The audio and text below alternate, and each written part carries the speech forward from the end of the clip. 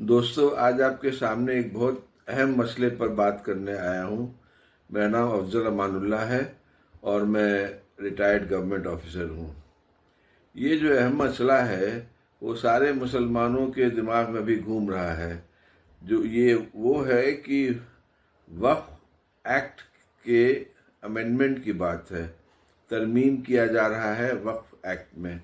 ये आपका वक्फ एक्ट है 1995 का, और सरकार ने अभी पार्लियामेंट में इसका अमेंडमेंट लाया है, तरमीम करने का, संशोधन करने का 2024 में, अभी पिछले पार्लियामेंट के सेशन में वक्फ एक्ट का अमेंडमेंट करने का। अच्छा, इसमें आप देखिएगा कि अमेंडमेंट जो है वक्फ एक्ट में, अमेंडमेंट का जो बिल आया है, इस बिल में 44 पैराग्राफ्स हैं जिसमें 150 से ज़्यादा अमेंडमेंट्स हैं। 150 से ज़्यादा तरमीम करने की बात किया गया है, संशोधन करने की बात किया गया है मेन एक्ट में। ये बिल हमने पढ़ा है, पूरा पढ़ा है, और 150 अमेंडमेंट को डिस्कस करने में 2 दिन लगेगा। तो उसके लिए अभी मौका नहीं है, वक्त नहीं है। 15-20 मिनट में हम आपके सामने पेश करना चाहते हैं कि इस बिल से पूरे कौम को क्या घाटा होने वाला है और क्या ये हम लोगों के साथ नाइंसाफ़ी और बदमाशी की जा रही है। तो सबसे पहले दोस्तों, आप ये सराहिए कि सात हम आपको 7 अमेंडमेंट्स के बारे में बताते हैं। सबसे पहले सेक्शन 3 का है। सेक्शन 3 का आर आई को इन लोगों ने हटाया है, जिसमें था कि वक्फ बाई यूज़र के बारे में था कि वक्फ बाई यूज़र अगर वो सीज कर जाता है फॉर वट एवर रीज़न, तो वक्फ ख़त्म नहीं हो जाएगा, वो चाहे कितने दिन से वो सीज किया हुआ हो। इन लोगों ने वो पूरा क्लॉज ही ओमिट कर दिया है। अब इसको आपको समझाना होगा कि आपको ज़रा ध्यान दे के समझिए। जैसे हम आपको बिहार का एग्जाम्पल देते हैं। बिहार में क्योंकि हमने काम किया है और ख़ास करके इस थोड़े से इस इलाके में काम किया है, तो अगर ये हटा दिया जाता है तो आप ये देखिएगा कि हम लोग का जो कब्रिस्तान है बिहार में, सर्वे किया था मेरे टाइम में जो हुआ था, तो करीब 9,000 कब्रिस्तान का सर्वे हुआ था। उम्मीद हम लोग कर रहे थे कि 10,000 कब्रिस्तान है, और हम लोगों ने घेराबंदी का स्टार्ट किया था, क्योंकि लॉ एंड ऑर्डर का प्रॉब्लम होता था कब्रिस्तानों के चक्कर में। कोई इनक्रोच कर रहा है, कोई इधर जा रहा है, उधर जा रहा है, कब्रिस्तान बढ़ रहा है, दूसरे लोग कब्रिस्तान में घुसे आ रहे हैं। तो लॉ एंड ऑर्डर की वजह से हम लोगों ने कब्रिस्तान की घेराबंदी करवाना शुरू किया था। तो 8,000 समथिंग कब्रिस्तान आइडेंटिफाई हुए थे उस वक्त। अभी लगता है 10,000 होंगे। अब इसमें दिक्कत ये है कि इनमें से 10% भी वक्फ बोर्ड में रजिस्टर्ड नहीं है। माने 900 से भी कम कब्रिस्तान रजिस्टर्ड हैं। तो अगर इन कब्रिस्तान जो नहीं रजिस्टर्ड हैं, ये वक्फ बाय यूज़र वाला क्लॉज हटा दिया जाता है, तो इसमें झंझट कभी भी हो सकता है। दंगा हो सकता है, फसाद हो सकता है, दिक्कत हो सकती है, कभी भी दिक्कत हो सकती है। क्योंकि ये कहेगा कि कोई भी कह सकता है कि नहीं, तो ये आपका नहीं, आप तो रजिस्टर नहीं कराया था। वैसे ही मस्जिदों का देखिए, 10,000 के करीब मस्जिद हैं बिहार में, और उसमें से रजिस्टर कितनी होंगी? करीब 1100। 10% भी मस्जिद रजिस्टर नहीं है, उसमें भी दिक्कत है। अगर डिस्प्यूट हुआ और ये लॉ एंड ऑर्डर सिचुएशन हुआ, आपको मारपीट हुआ, तो ये किसका जिम्मेवारी कौन लेगा? और जायदाद भी आपके हाथ से निकल जाएगी। वैसे ही आप देखिए, ईदगाह है, इमाम बाड़ा है, मज़ार है, मुसाफिर खाना है, यतीम खाना है, बहुत सारे ऐसे हैं खानका हैं जो रजिस्टर्ड नहीं हैं। और अगर इसमें ये दिक्कत होगी कि अगर रजिस्ट्रेशन नहीं हुआ है और वक्फ बाय यूज़र वाला ये रजिस्ट्रेशन वाला ये पूरा हटा दिया जाता है तो पूरे सोसाइटी में आपके झंझट होगा और ये झंझट हो सकता है। दूसरा, इसी सेक्शन 3 में आप देखिएगा इन लोगों ने एक सेक्शन 3C1 इंसर्ट किया है, मैंने सेक्शन 3C में 1 इंसर्ट किया है कि एनी गवर्नमेंट प्रॉपर्टी आइडेंटिफाइड और declared as waqf property before और after the commencement of the act shall not be deemed to be a waqf property. इसका मतलब ये है कि अगर कोई रिकॉर्डेड है गवर्नमेंट प्रॉपर्टी लेकिन वो आइडेंटिफाइड है और या वो डिक्लेयर्ड है वक्फ प्रॉपर्टी तो उसको नहीं मानेंगे हम। अब बिहार में खास करके और सभी जगह बहुत जगह हुआ है कि वक्फ हो गया, कब्रिस्तान हुआ, मस्जिद हुआ, इमामबाड़ा हुआ, जो भी वक्फ हो गया। अब जब रेवेन्यू का जो सर्वे हुआ उसमें किसी कोई फर्क नहीं पड़ा, कोई आदमी जाके लिखवाइश नहीं कि भाई ये प्राइवेट प्रॉपर्टी है, ये वक्फ है, ये है तो बिहार सरकार के नाम हो गया, सरकार के नाम हो गया, लेकिन वो आइडेंटिफाइड है प्रॉपर्टी, उसमें लिखा हुआ है कब्रिस्तान है, मस्जिद है, इमामबाड़ा है। लेकिन अगर झंझट जब होगा तो फिर क्या होगा, दिक्कत होगी। अगर आप इसको हटा दीजिएगा कि पहले मैंने एक्ट जो अमेंडमेंट का जो बिल है ये एक्ट होगा, उसके पहले भी अगर आप वक्फ प्रॉपर्टी गवर्नमेंट प्रॉपर्टी है लेकिन अगर वो वक्फ डिक्लेयर भी है और आइडेंटिफाइड भी है फिर भी हम नहीं मानेंगे उसको, तब तो आपके हाथ से चली गई, वो सारी प्रॉपर्टीज आपके हाथ से चली गई क्योंकि लोगों ने कोताही की। जो देने वाले मर गए और बाकी जो लोग यूज़ कर रहे हैं। फिर आप नमाज नहीं पढ़ पाइएगा, मस्जिदों में दफना नहीं पाइएगा लोगों को अपने कब्रिस्तानों में। इस तरह से सब चीज़ ऐसे ही चलता रहेगा।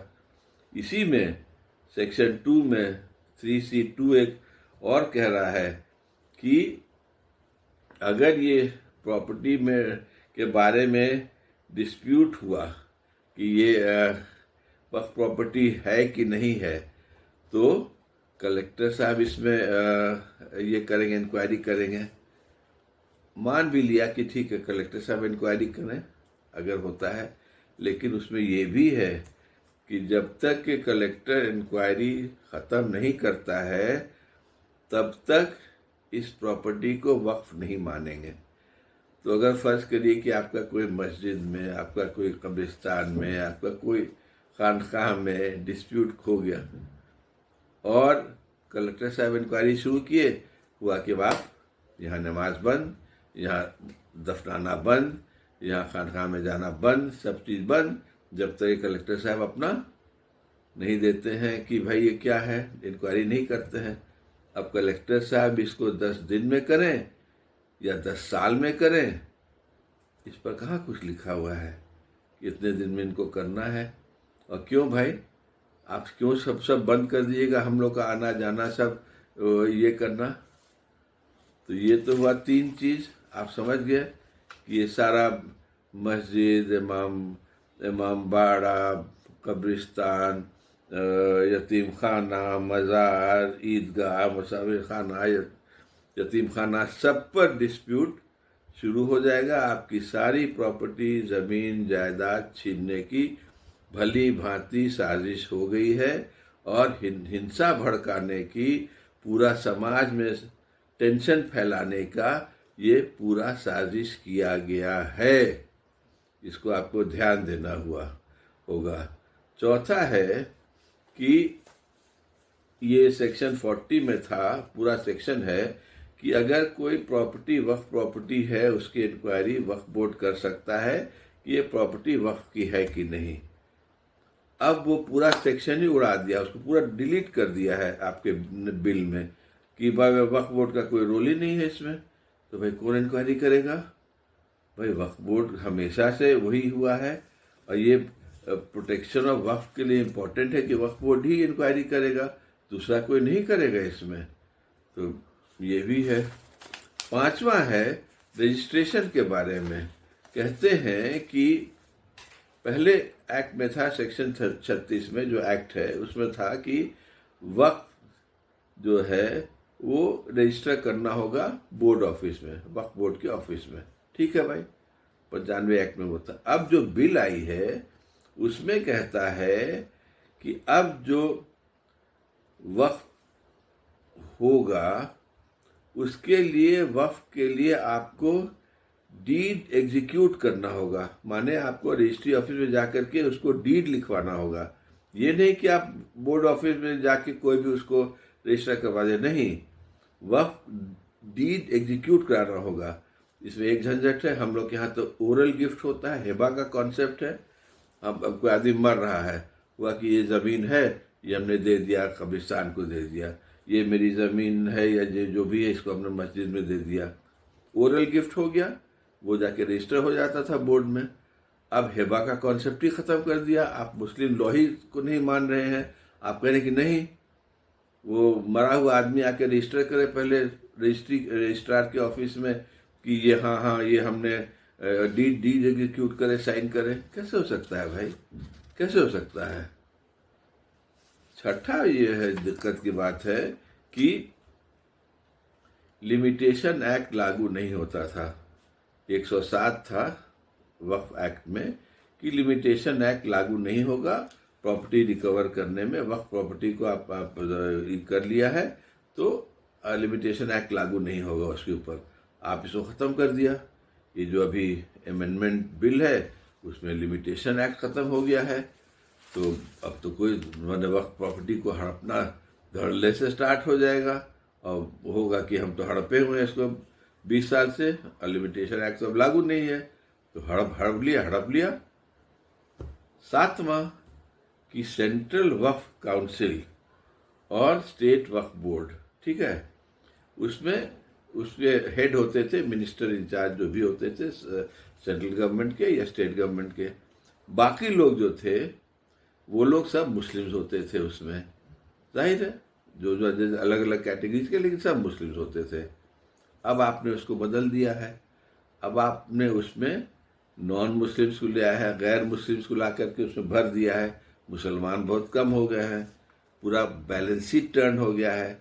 जबकि आप वही देखिए हिंदू एंडाउमेंट एक्ट में और हिंदू वाले इसमें कि कोई जो हिंदू नहीं है वो नहीं हो सकता, उसमें आ ही नहीं सकता है। अरे भाई, हिंदुओं की प्रॉपर्टी है, हिंदू लोग मैनेज कर रहा है, वैसे ये भी मुसलमानों की प्रॉपर्टी मुसलमानों को मैनेज करना चाहिए। आप क्यों घुस आ रहे हैं इसमें? तो ये तो आपको सिर्फ 7 एग्जाम्पल दिया है, क्योंकि वक्त की पाबंदी है, जल्दी जल्दी आपको हम बता रहे हैं। लेकिन अब आपको सोचना होगा सब कोई को मिल करके, और आपको 3-4 काम करना होगा जल्दी से।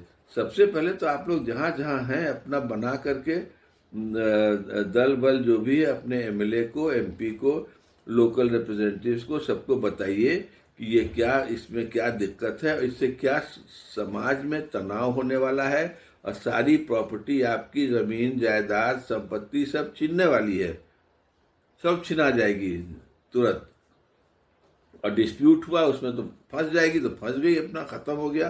तो आपका नमाज पढ़ने का एरिया ख़त्म हो जाएगा, कब्रिस्तान सब खत्म हो जाएगा, सब चीज़ ख़त्म हो जाएगी। आपको क्या करिएगा हम लोग, पता नहीं हम लोग क्या करेंगे।